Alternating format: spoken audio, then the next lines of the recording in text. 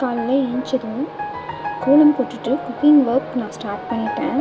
மதியம் லஞ்சுக்கு lemon rice, உருளைக்கிழங்கு வறுவல், அப்புறம் எக் ஃப்ரை பண்ணிக்கிட்டேன். ஹஸ்பண்ட்க்கு லஞ்ச் பேக் பண்ணி கொடுத்துட்டு நான் என்னோடய ஒர்க் எல்லாமே கம்ப்ளீட் பண்ண ஆரம்பிச்சிட்டேன்.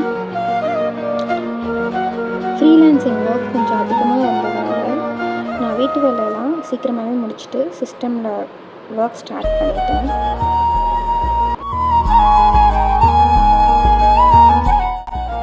ஈவினிங் கொஞ்சம் மழை பெய்கிற மாதிரி இருந்துச்சு.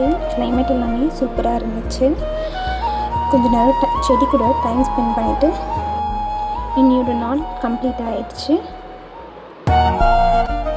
இனி வேறு ஒரு வீடியோவில் பார்க்கலாம். பாய் பாய்.